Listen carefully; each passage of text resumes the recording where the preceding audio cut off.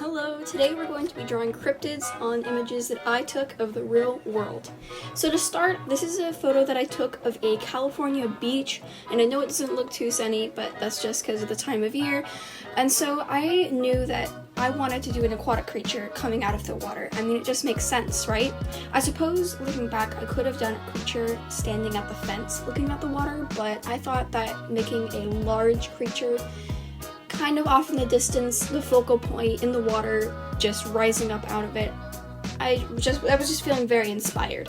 So I'm taking this kind of siren-esque creature where it's sort of a humanoid body with a tail coming up out of the water and an anglerfish antenna, and I just wanted to base it off of ideas that are in real life, but take those ideas and kind of make them my own, which you'll see when I start coloring.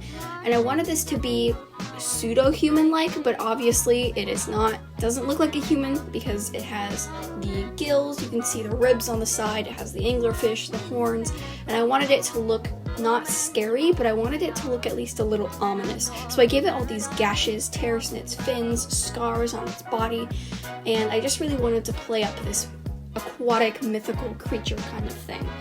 And so I did my rough sketch, and then I did the liner over it, and in hindsight I probably should have done a cleanup sketch, but I still think that the liner turned out okay.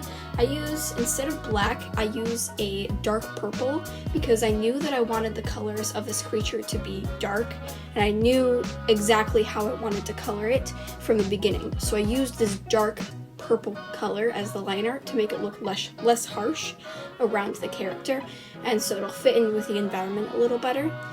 And so here I am just throwing some shading, and I use a kind of aqua blue. I actually color pick from the ocean in the actual image itself in order to get an accurate shading color, just to make the character fit in a little better. If you use colors from the surrounding area, it can make it seem a little more cohesive, a little more like, oh yeah, it belongs there. And so there's not much to talk about the process. I just wanted to do some painterly shading with a blender and just make it seem like there's an actual light source. Sometimes when I have a more simplistic style, I'll only go in with light shading. And you can see here that I need to still add the shadows around the water too, where the creature is coming up out of. And for that, I needed to make sure that I wanted to make sure that the creature looked wet, which is why I added the shinies. And second of all, I wanted it to look like it's actually coming out of the water and not just sitting on top of it, because obviously the lower half of the creature is obscured.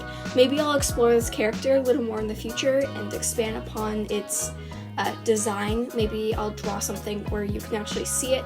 And here I am playing around with some brushes, trying to make some water droplets, but I didn't like how any of that looked, so I just decided to scrap it.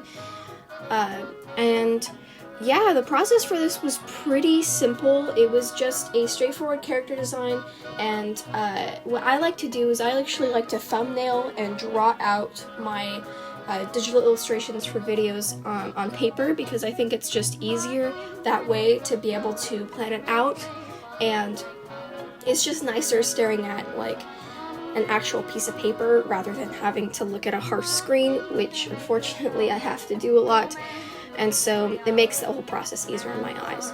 So finally, I'm working on the shadows on the actual water itself, and I'm using kind of a dark purpley color that is taken from the creature as to kind of mimic the reflection that the colors on it would make on the water. Because if you know how water works and you know how colors work, it's basically just light being reflected off of the water. And it's sort of a refraction type thing. Listen, I'm not a scientist, but I do understand that the colors of the creature are going to kind of bleed out into the water. But it started looking a little too artificial, so I took and I color picked some colors from the ocean, and I tried just painting them over the shadows in hopes that it would make it look a little better. But I ended up just lassoing the whole shadow and turning down the opacity, which if you saw that slight shift in color, that's what happened. But I still wasn't quite happy with it because I'm not very familiar with this. I don't draw with water all that often, And so I ended up just kind of slapping on a couple simple shading, and yeah, I am not happy with how it turned out, but I think it's alright. I threw over an overlay of a color that I picked from the surrounding area, and there we go. If you have any names for him or her or it, please let me know. And now we're on to the second one.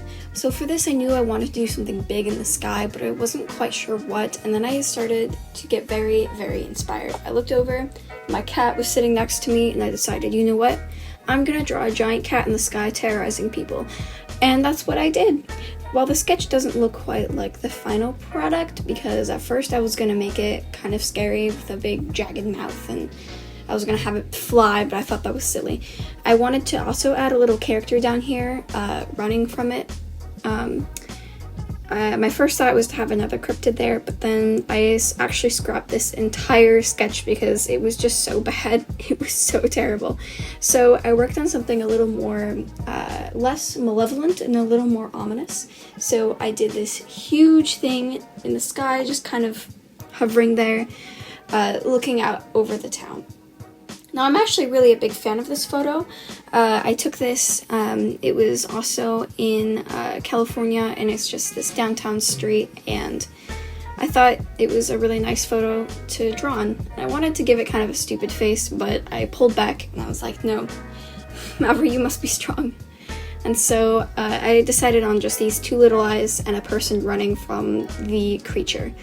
So I wasn't quite sure if I wanted to do line art on this one or not, but I decided on doing at least a little bit.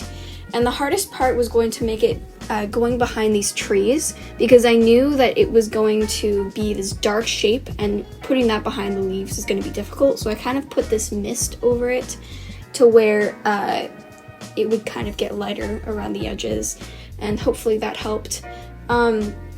Going in and just trying to add it behind the trees was certainly not easy, and I was getting a little frustrated trying to blend the colors into the trees, and then it was covering up the leaves, and it looked weird and it looked blocky.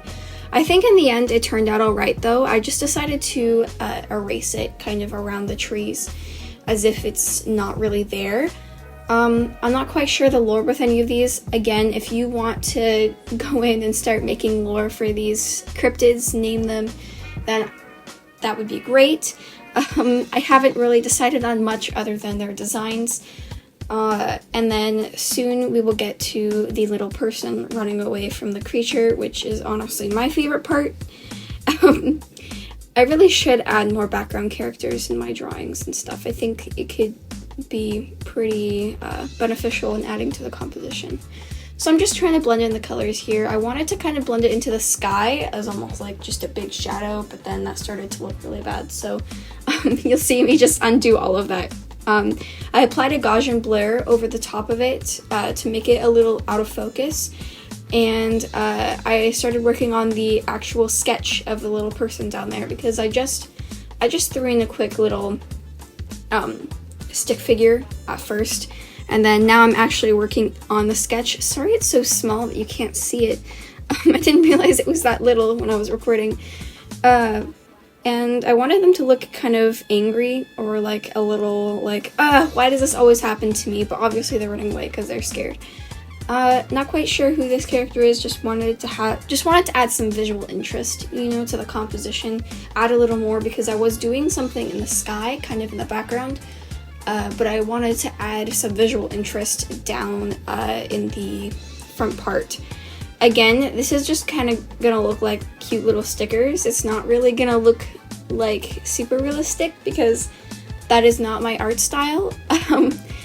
My art style is pretty cartoony and cutesy, so it's definitely not going to look super realistic, but I think that's okay.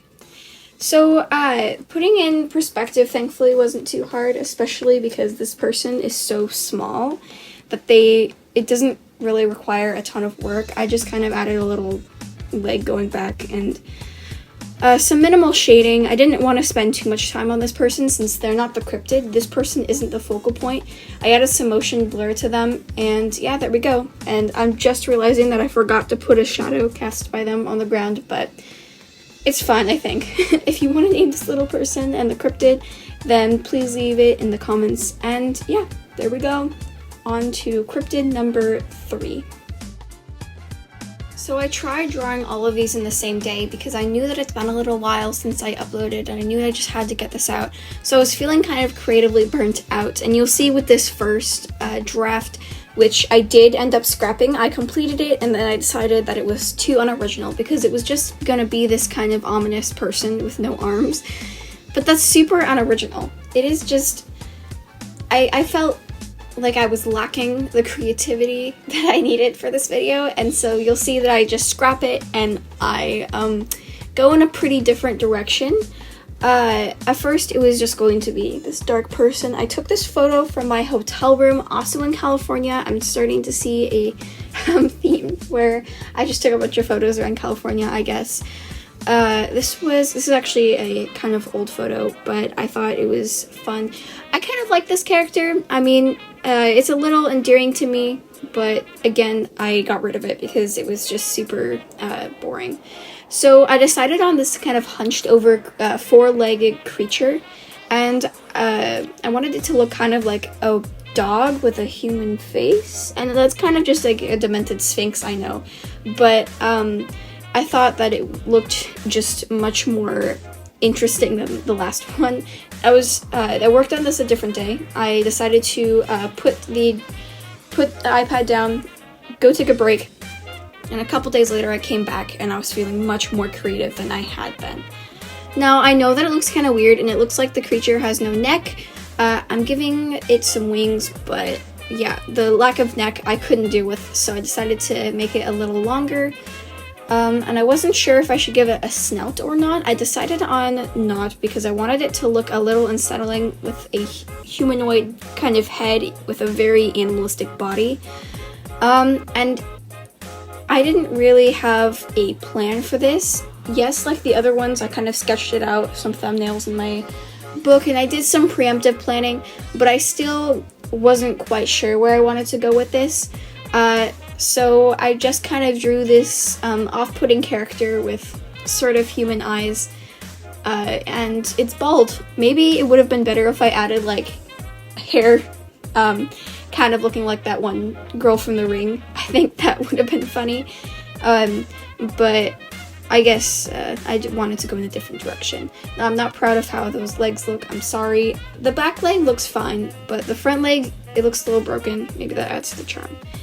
Now, I don't know what I was doing with the tail. It just kind of looks like 2 little double tails, but honestly, this character has started to kind of grow on me. I started to color it in exactly like I did in the last, or in the first drawing. I feel like there's something about cryptids and the color purple that just speaks to me, but I tried really hard to pull away from that, so I took this like really dark reddish brown color and I gave it these pink eyes and this vertical mouth. I thought that would be a good way to add some interest, making the mouth go the opposite direction that we're used to in animals.